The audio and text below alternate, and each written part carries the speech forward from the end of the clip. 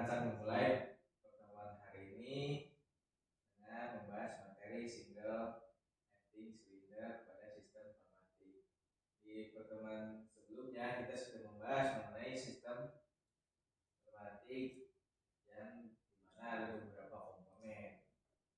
Pertama adalah kompresor, lalu pengendali udara,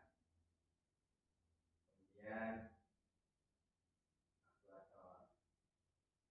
Baik, di minggu lalu juga kita sudah membahas apa saja fungsi-fungsi dari kompresor, pengendali udara, dan aktuator itu sendiri. Baik, kita akan mulai membahas mengenai sistem pneumatik, yaitu komponen single acting cylinder.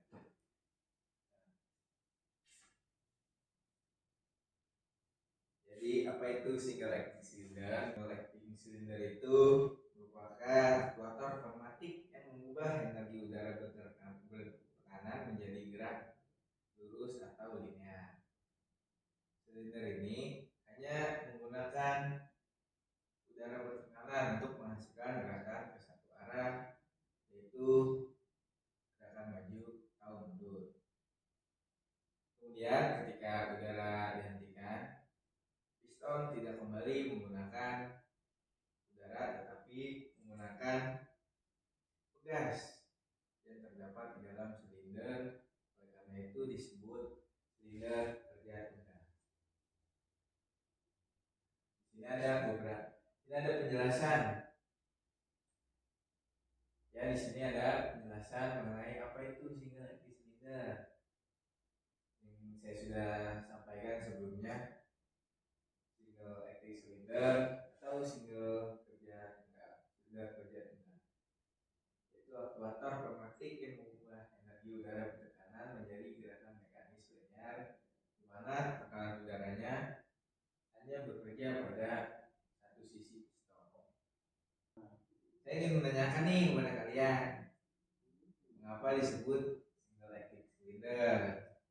Kurang tahu Pak. Oh, kurang tahu.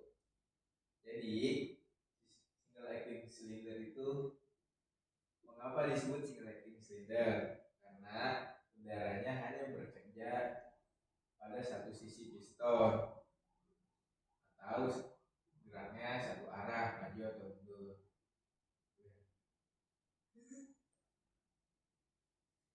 Kemudian ini ada beberapa komponen pneumatik yang nanti kita akan praktik menggunakan rangkaian-rangkaian tersebut pada aplikasi software Fluidseat. Di sini saya akan menjelaskan mengenai fungsi-fungsi dari komponen pneumatik. Yang pertama adalah compressed air supply. Compressed air supply ini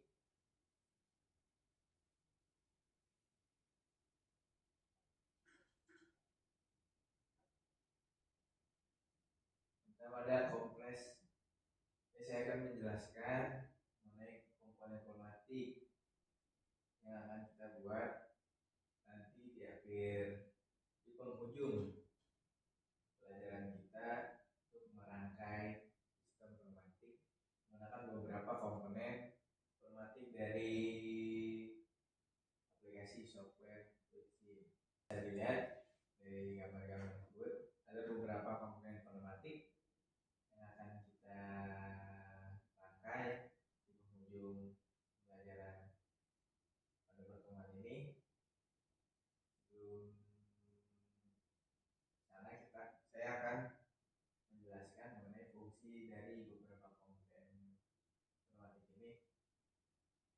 Pertama adalah kompresor air supply. Fungsinya memberikan sumber energi utama dalam sistem pneumatik. Kemudian ada air service unit yang berfungsi untuk mengolah dan mempersiapkan udara bertekanan sebelum digunakan oleh komponen-komponen pneumatik. Selanjutnya 1/3/2 fast button, normally close, dan normally open yang berfungsi untuk mengoperasikan secara manual menggunakan tombol tekan serta dalam kondisi normal berada posisi yang tertutup atau terbuka. Gitu ya. Bisa lihat sini penjelasan penjelasan mengenai kompresor air unit. Kompresor air supply, ya bisa dilihat pada gambaran ini, penjelasan mengenai fungsi dari kompres air supply, yaitu komponen yang berfungsi sebagai sumber energi utama dalam sistem pneumatik. Komponen ini menyediakan udara pertekanan yang diperlukan untuk mengoperasikan berbagai peralatan pneumatik seperti silinder, aktuator, dan tube. Kemudian fungsi dari komponen pneumatik 3/2 push button normally close. Fungsinya itu atur kontrol arah pneumatik yang memiliki 3 port dan 2 posisi kerja, dioperasikan secara manual menggunakan tombol tekan. Serta dalam kondisi normal atau tidak ditekan, berada pada posisi tertutup atau normally. Kemudian ada fungsi komponen pneumatik 3/2 push button normally open. Beda dengan yang sebelumnya kan 3/2 push button normally close. Ini 3/2 push button normally open. Yang ini sama seperti sebelumnya, kartu kontrol arah pneumatik yang memiliki 3 port dan 2 posisi kerja, dioperasikan juga secara manual menggunakan tombol tekan, dan pada kondisi normal atau tidak ditekan tombol push buttonnya, jalur udara dari sumber tekanan ke aktuator berada dalam keadaan terbuka atau terbalik. Rekan-rekan sekalian, sebelum kita melanjutkan untuk merangkai sistem pneumatik menggunakan komponen-komponen yang sudah saya jelaskan sebelumnya, saya ingin menanyakan dulu kepada kalian semua. Pertanyaan saya, apa yang menyebabkan piston bergerak maju? Siapa yang ingin menjawab? Siapa? Ya, saudara Wali. Yang jawab Pak, dikarenakan ada tekanan udara ya Pak. Betul sekali saudara Wali. Lalu semisal udaranya dibuang, apa yang menyebabkan piston itu kembali? Kurang tahu Pak.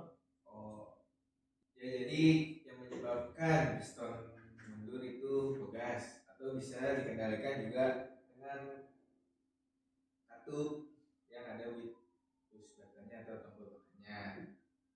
Pertanyaan terakhir nih sebelum kita merangkai sistem pneumatik, saya ingin menanyakan apa sih perbedaan utama mengenai katup 3/2 NC atau normally close tertutup dengan katup 3/2 NO normally open atau terbuka? Ini bisa jawab atau relawan ingin menjawab? Siapa? Ya, Saran apa Pak? apa-apa. Kalau saya, jadi pada NC aliran udara itu tertutup. Maaf Pak, pada NC aliran udara tertutup saat kondisi normal. Sedangkan pada NO itu aliran udara terbuka saat kondisi normal.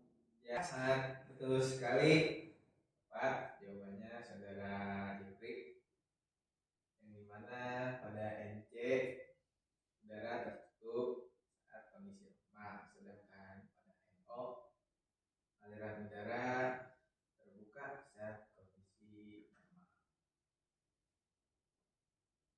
Baik, semuanya kita lanjut saja untuk praktik kita merangkai sistem pneumatik yang dimana menggunakan komponen-komponen pneumatik yang sudah saya jelaskan sebelumnya.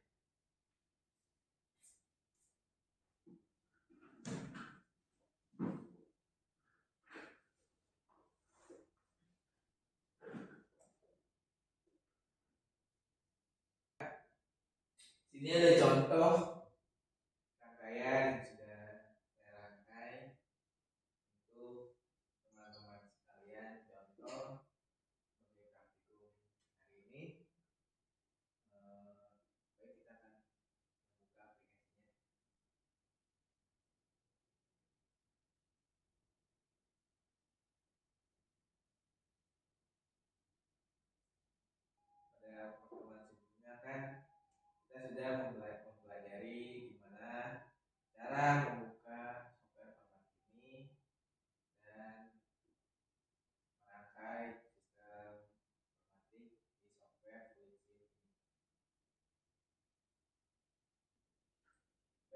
akan mulai dalam merangkai sistem informatik ini.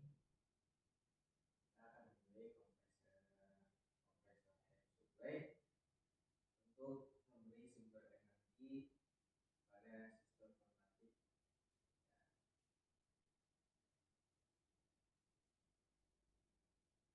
Lalu kita memilih air service unit.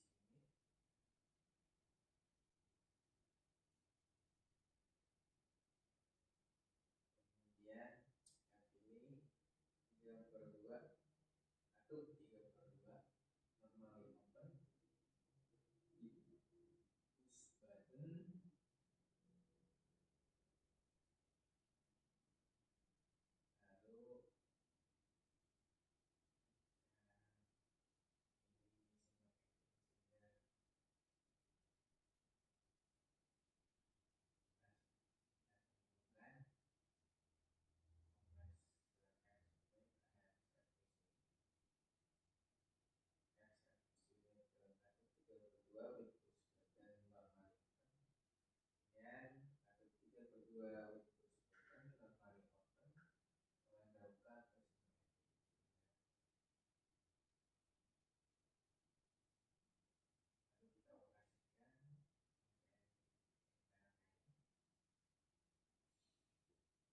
Lalu kita mulai ya, operasikan dengan menekan tombol push button ini.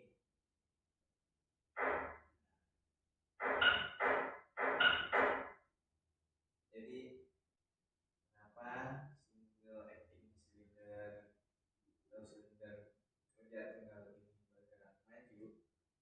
Karena ada aliran udara dari kompresor dan unit yang menekan ke katup 3/2 normally open dan menjadikan single acting cylinder ini bergerak maju. Dan kenapa single acting cylinder ini bergerak mundur? Karena kan ada tugas yang membuat single acting cylinder ini bergerak mundur. Baik teman-teman sekalian, ada yang ingin mencoba kan di depan untuk merangkai komponen ini? Ya Pak mau nyoba tapi takutnya salah gitu Pak, nggak apa-apa. Bapak, Saudara Wali, silakan Pak. Baik, Saudara Wali.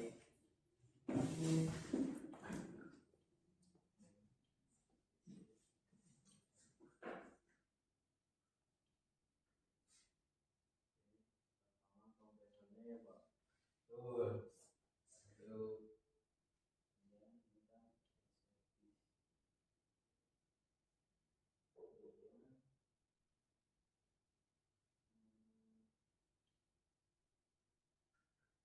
katupnya ini Pak yang mana ya? Yang normally open, Saudara Wali.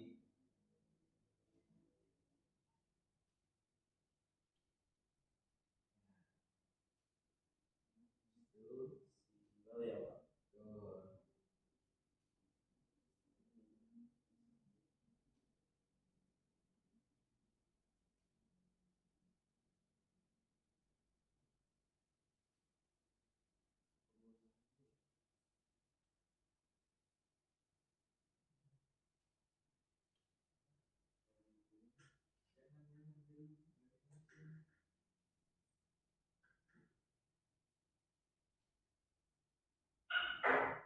Begitu Pak. Ya, Saudara Wali, Mas Ali. Bagus sekali Saudara Wali. Terima kasih sudah berani maju Saudara Wali. Baik Pak, terima kasih Pak. Ya, sama-sama. Baik, kita sudah melakukan praktik, sudah dicoba juga dengan perwakilan dari teman kalian. Sangat bagus. Di pertemuan berikutnya mungkin kita akan membahas mengenai double acting cylinder ya. Dipersiapkan juga nih tugas untuk kalian mengenai sistem informatik, di mana rangkaian komponennya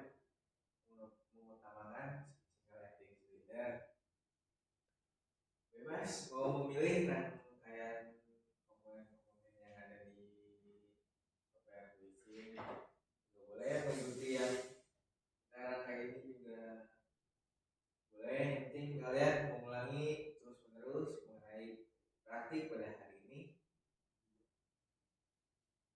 Jadi hari ini bisa kita simpulkan mengenai pembelajaran single acting cylinder, mulai dari pengertian single acting cylinder, fungsi setiap komponen pneumatik, yang dimana tadi ada kompresor air supply, air service unit, 1/3/2 normalicos dan normal open, serta prinsip dari kerja rangkaian yang kita pakai.